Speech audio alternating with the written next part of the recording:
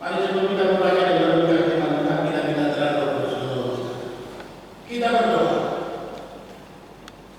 Tuhan yang Maha Kuasa, Engkau telah memberi firman-Mu menjadi berita bagi kaki kami dan terang bagi jalan kami. Berilah oleh Roh Kudus telinga kami mendengar dan hati kami rindu akan firman-Mu. Berilah firman-Mu menjadi kesukaan kami, agar kami bertumbuh dalam kasih-Mu dan mengenal Engkau sebagai Tuhan dan Juru kami. Dan di Kristus firman hidup kami berdoa. Amin. Lukas 24 ayat 36 sampai 49 demikian membaca kita. Yesus menampakkan diri kepada semua murid. Dan setelah mereka bercakap-cakap tentang hal-hal itu, Yesus tiba-tiba berdiri di tengah-tengah mereka dan berkata kepada mereka, "Damai sejahtera bagi kamu." Mereka terkejut dan takut dan menyangka bahwa mereka melihat hantu. Akan tetapi Ia berkata kepada mereka, "Mengapa kamu terkejut dan apa sebabnya timbul keraguan di dalam hati kamu? Lihatlah tanganku dan kakiku. Aku sendirilah ini. Rabalah aku dan lihatlah. Karena hantu tidak ada daging dan tulangnya, seperti yang kamu lihat ada padaku." Sambil berkata demikian, Ia memperlihatkan tangan dan kakinya kepada mereka. Dan ketika mereka belum percaya karena girangnya dan masih heran, berkatalah Ia kepada mereka, "Adakah padamu makanan di sini?" Lalu mereka memberikan kepadanya sepotong ikan goreng.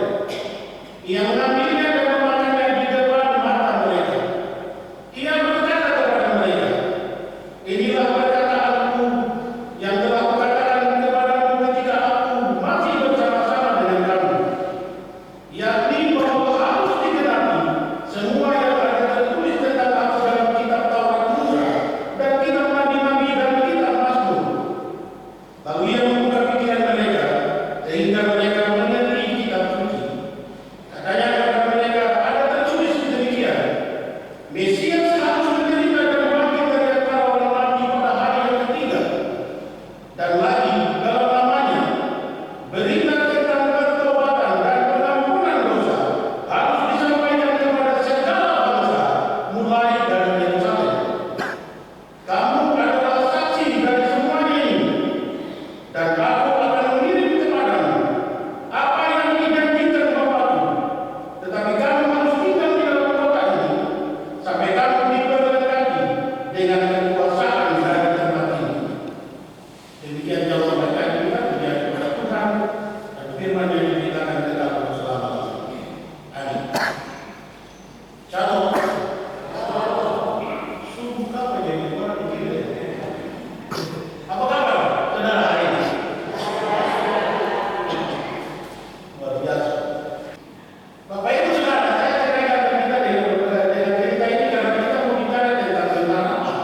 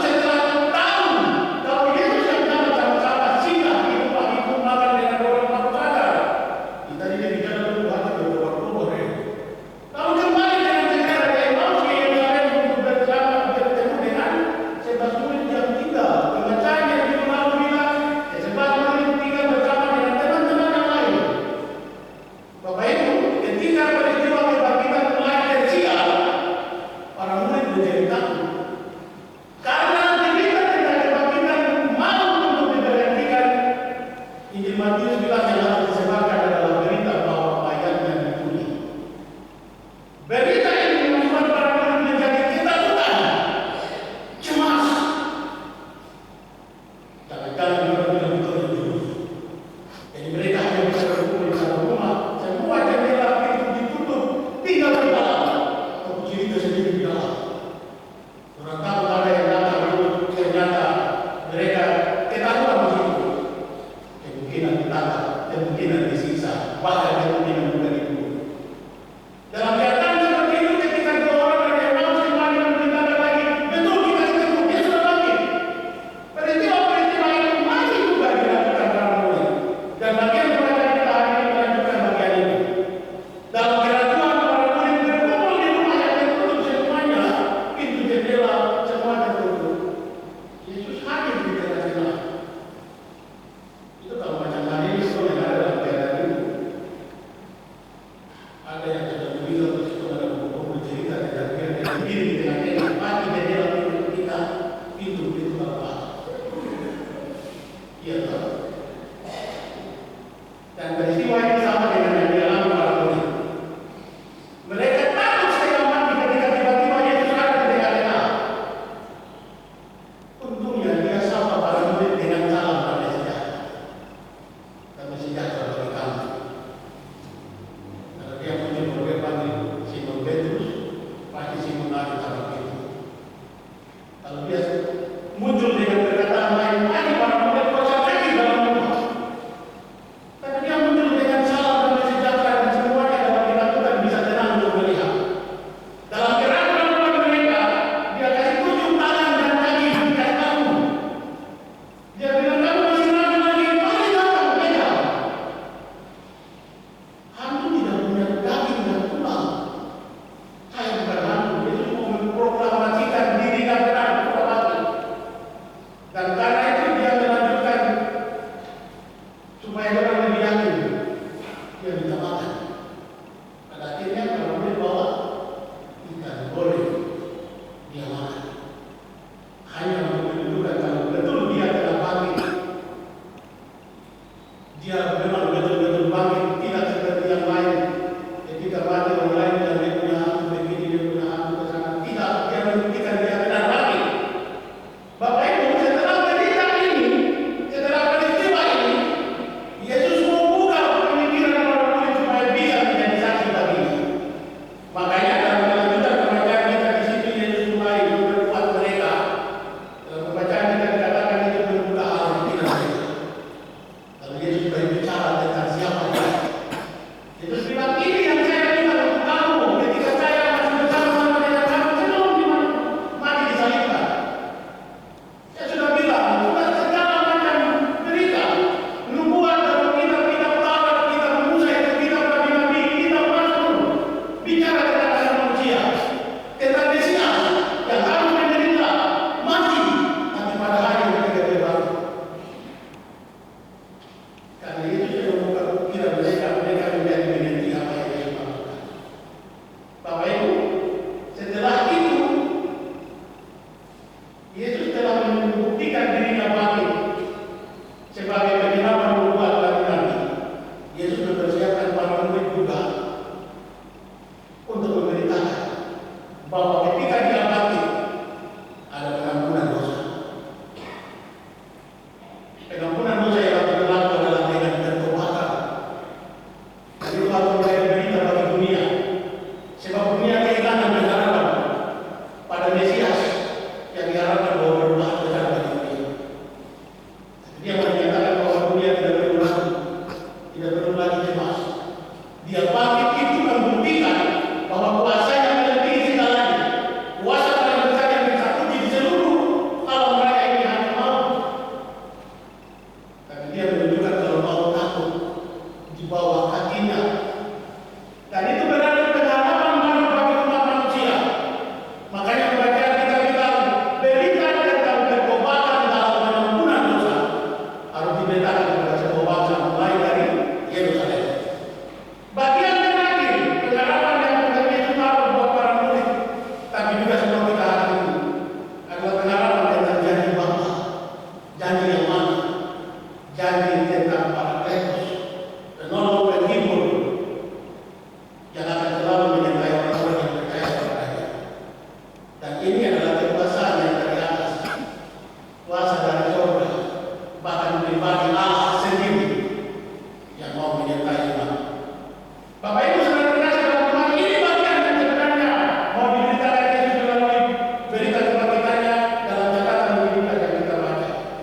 Yesus mau supaya manusia yang percaya kepadanya tidak lagi hidup dalam keraguan. Tapi kita hari ini banyak orang sedang mengira Tuhan dan hidup lama. Tapi ketika menghadapi persoalan dan tantangan hidup, orang jadi jalan di dalam Yesus. Padahal Yesus punya kuasa kepada kita mengalahkan segala sesuatu yang ada di muka bumi ini. Banyak mama-mama punya bapak dari satu, bapak dari jalan di luar. Dan begitu temannya dan teman-teman mama yang ada di botol plastik, air mineral diganti dengan air kata itu, yang diganti dengan mereka, yang tipis, yang cepat, mereka